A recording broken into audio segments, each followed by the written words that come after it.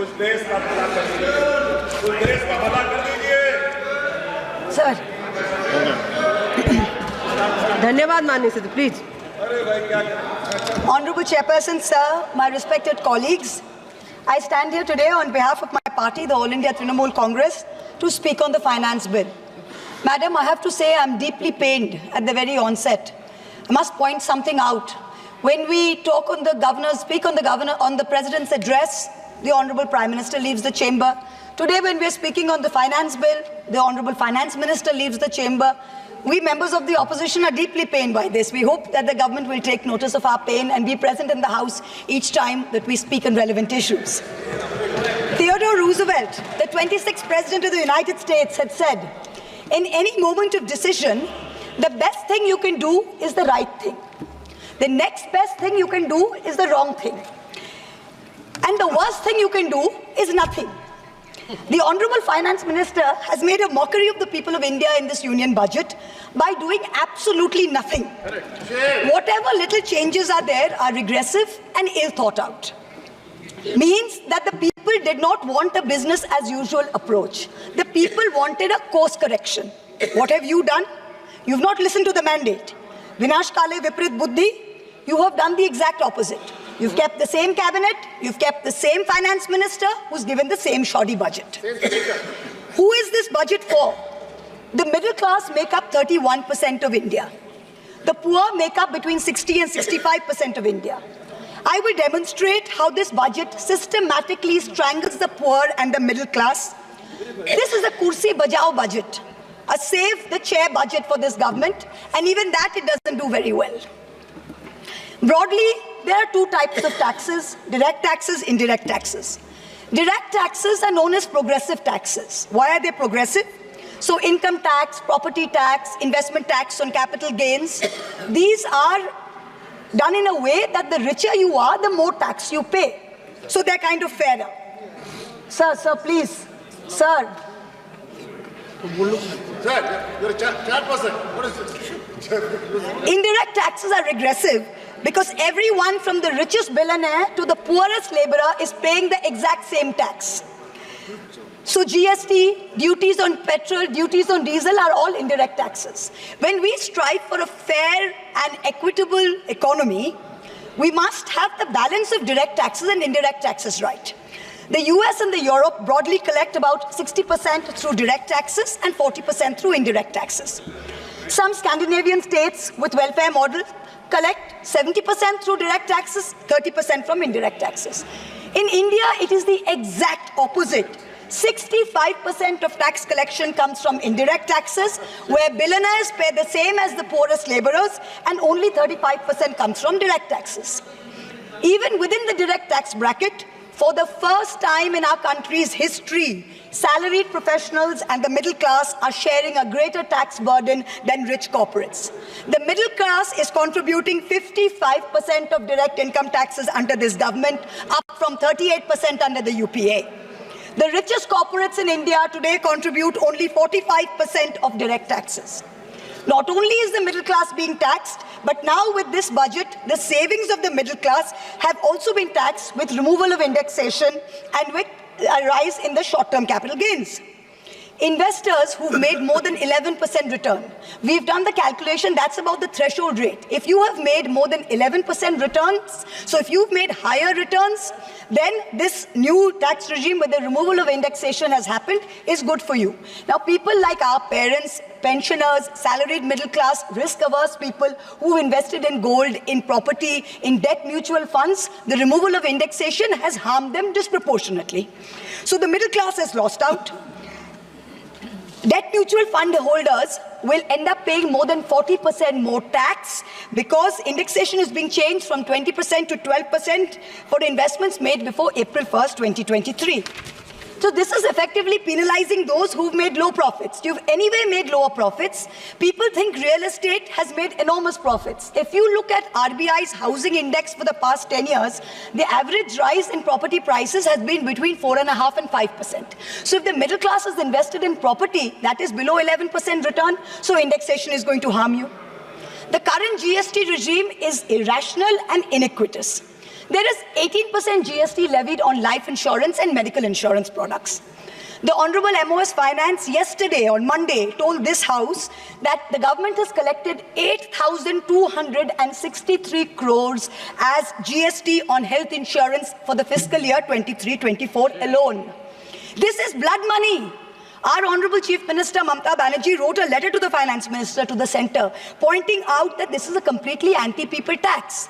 What is life insurance? What is health insurance? It is people guaranteeing and spending money and protecting against life's uncertainties, against accident, against injury, against ill health, against death. What are you doing? You are imposing GST, same rate that a billionaire pays, the poorest middle class person has to pay.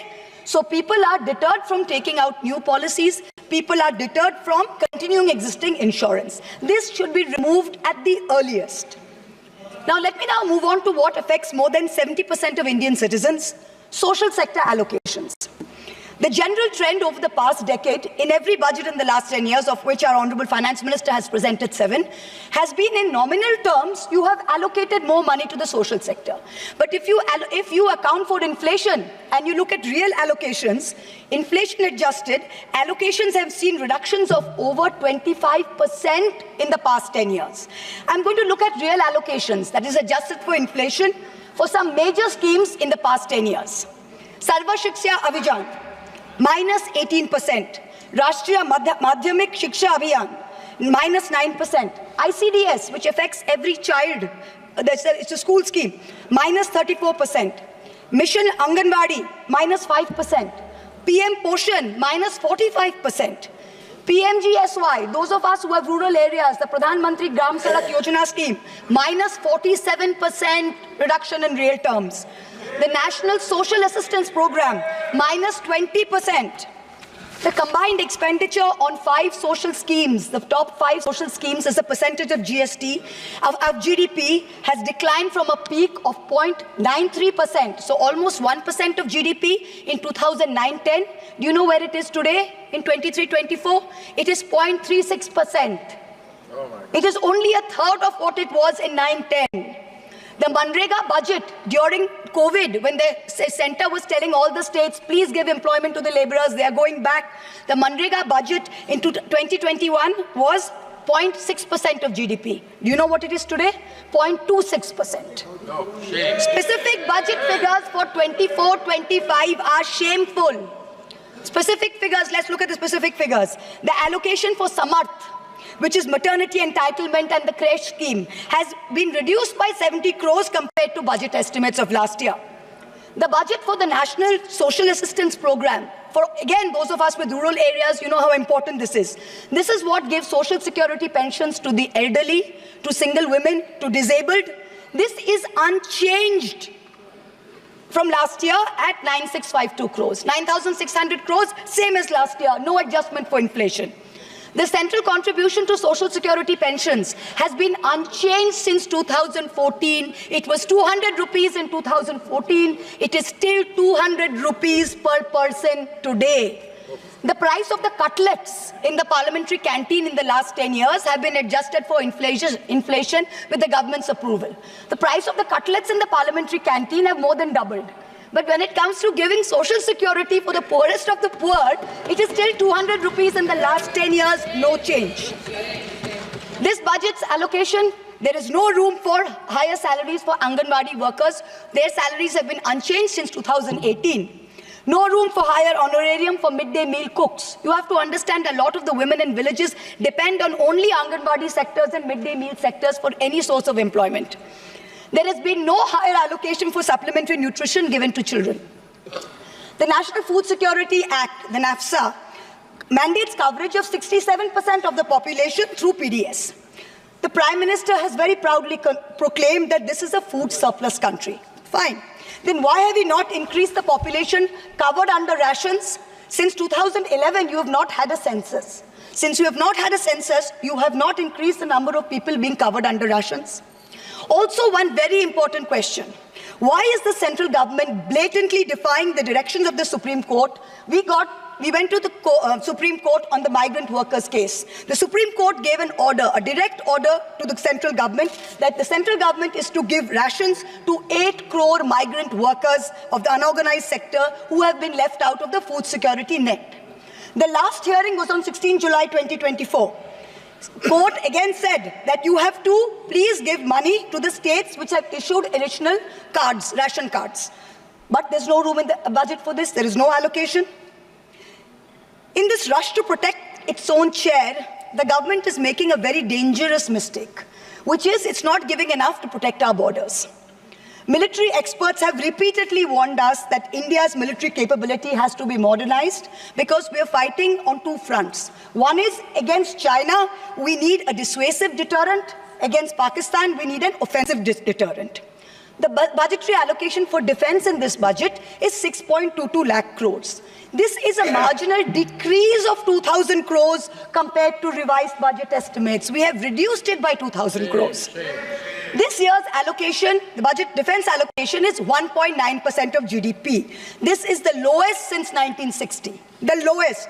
Shame. Despite many economic constraints, past governments had always given close to 3% of GDP, which is the universal norm for defense. Over the last decade, ever since this government's been in power, it's been hovering around 2%. We have been unable as a government to compel China to restore status quo ante-April 2020 on the line of actual control. We have been unable to deter Pakistan. In the last 2 months alone, over 50 security personnel and about 10 civilian pilgrims have been killed in Jammu. Capital expenditure on military equipment, 1.7 lakh crores. On paper, this shows that it's almost a 10% increase. What we haven't taken into consideration is this increase was largely due to Russia's inability to supply contracted weapons to us because of the Ukraine war. If we take into account inflation and we take into account the rising dollar rate, we're almost flat. The gap between projections made by the armed forces and between actual allocation is 17 to 23%. That's the gap. कुर्सी बचाने में आप मस्त थे, देश को भी देखिए. We need close to 3%, 2.5 to 3% of GDP to defense. This is something that the country needs to look at. The Honorable Finance Minister started off her speech by talking about the focus on Annadata or farmers and how much this government has done for farmers. The Economic Survey of 24 says 42.3% of Indians depend on agriculture. That's 600 million people, that's 60 crore people. If I looked at the Economic Survey 22nd July very carefully. What did the headline say? The headline says, agricultural sector has registered an annual average growth rate of 4.18% in the last 5 years. But then I needed to read and read and read, and in the fine print was written that last year was only 1.4%. So 4.18 over last 5 years is anyway, when you compare it to inflation, is nothing. But when you compare last year's growth of only 1.4%, what is it saying for 60 crore of our people who depend on farming? Productivity and resilience in agriculture was one of the first themes, priority number 1, according to the Finance Minister's budget. She had made 9 priorities. This was priority 1. But the provision for agriculture and allied sectors is only 1,52,000 crores. Whereas the provision for one bullet train from Ahmedabad to Mumbai is 1,08,000 crores. Please look at the comparisons, everybody. Priority 2, Finance Minister said, is employment and skilling. This government has got the worst track record of creating jobs. India has more jobs in the informal sector, not in the formal sector. The budget is talking of an internship program with the top 500 companies. This is a joke. The top 500 companies employ 70 lakh people in total. That is 1% of the total workforce. Our workforce is about 57 crores. You are expecting companies which have a total which employ 70 lakh people to give employment to 1 crore interns. Please let us know how this is going to happen. I'm really curious. The real problem is somewhere else. The real problem is that 10.3 crore youth have basically become so dejected, they have given up looking for jobs. The Finance Minister, she mentions skilling loans, she mentions education loans. Skilling loans are for 25,000 people, education loans are for 1 lakh people. The country has 140 crore people. Now, what are we doing? Priority 3, according to the Finance Minister, inclusive human resource development and social justice. In this section, the budget says, first on Bihar, we will support expressways. What you're not saying is that you will make expressways which will charge very high tolls. So you are recovering the money, you're not doing anyone a favor. You're charging back-breaking tolls. You might give another bridge which might collapse. Yes. You will set up another power plant, which like Jharkhand may also be outsourced to a favorite businessman. He can be given a nice juicy PPA and sell more imported coal. Secondly, on Andhra, there are no grants, but only loans, that too from multilateral agencies. So basically, dollar loans will be given to Andhra Pradesh, which future generations will have to pay back with interest. There was also another sweeping statement. Grants for backward regions of Rayalaseema, Prakasam and North Coastal Andhra, as stated in the Act, will be provided. I looked in the entire demand for grants with a tooth comb, with a microscope. And I looked at the expenditure budget, nothing was provided anywhere. I don't see the intelligent people of Andhra being fooled by this. Priority 4, manufacturing and services. The finance minister has devoted an entire section on how MSMEs are a priority. I believe her, yes, it should be a priority. But I'm very confused. Most medium and small enterprises are either proprietorships or partnerships. Madam, can you please explain why these proprietorships and partnerships are taxed at higher rates than companies? This makes no sense. Is the A-team the only businesses who are sending truckloads and tempo loads? MSMEs are not sending, is that the problem? And also the government needs to get rid of the bizarre 29A of the Insolvency and Bankruptcy Code, because it is killing companies that are in trouble. It does not allow promoters to propose a resolution plan. As long as we have this code, promoters cannot propose a resolution plan. We need to get rid of this. Priority 5 in the finance minister's speech, urban development. The Prime Minister had said every citizen will get a house by 2022. We are now in 2024 and we are still making allocation for 3 crore more houses. Yes. Can you please tell us how many more houses we need and when it's going to be done? Let's get this over with. 2047. Priority 6, energy security. The less I speak about this, the better it is. Energy security is security for best friends. It's created by allowing best friends to import low-grade quality coal, mark it up as high-grade quality coal, and sell it to state development corporations at the cost of the country's environment, at the cost of the health of our citizens. Priority 7, the finance minister said, was infrastructure. She announced in a true style of Shagun that she is gifting the nation 1,11,111 crores. 111,111. This is flat on last year. Sadly, most of this will go towards crony capitalists. You'll make roads that have potholes, you'll have airports that leak, you will have bridges that fall out, and the taxpayer will pay for this. The budget speaks of private sector participation. But remember one thing, they bid out 6 airports to one company for a fee to be paid by the government. Then they created a policy that allows the regulator to keep increasing the user development fee. So actually, it's the flying public of India that are paying for this. Priority 8. Innovation, research and development. Grand words, these are just grand words. The finance minister seems to have forgotten that most entrepreneurs register their product and software IPs in foreign countries like the US, since IP registration system for patents is a complete failure in our country. Unless you fix patent registration, this is not going to happen. The last priority she talks about is next generation reforms. This is also another Jamla.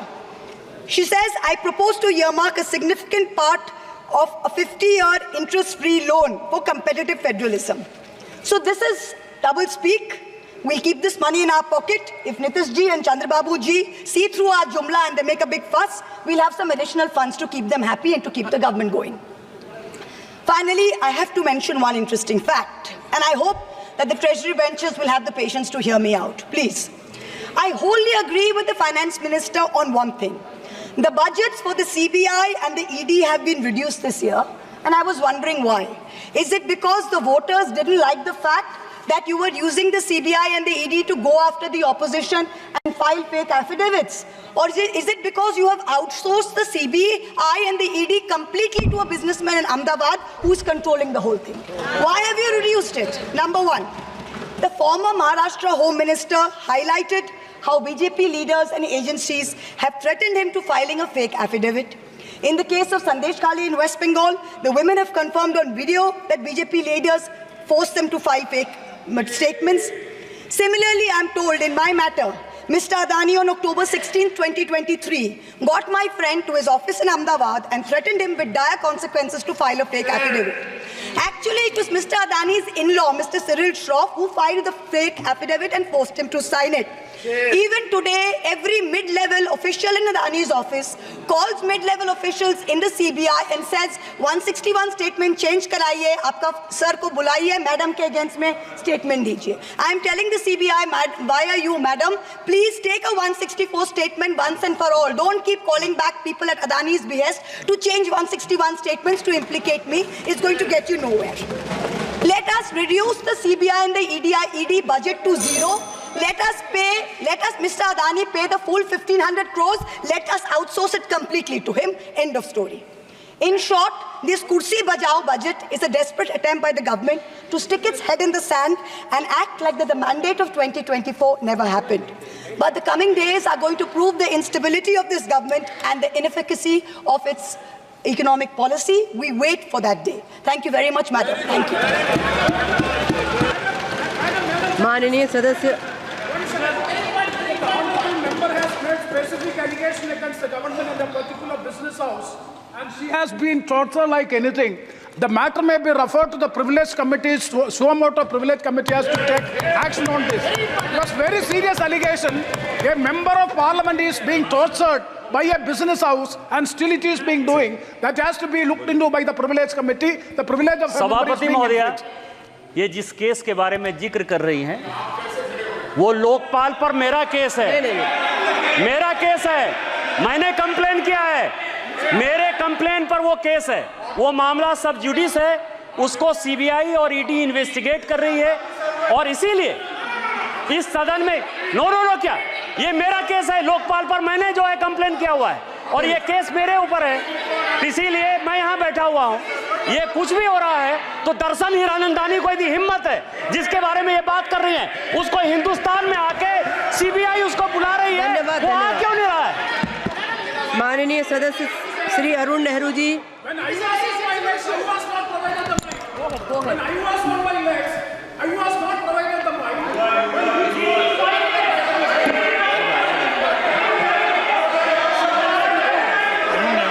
Please continue, please सदस्य, please माननीय सदस्य, please. Arun Nehru ji, माननीय सदस्य। मதிப்புக்குரிய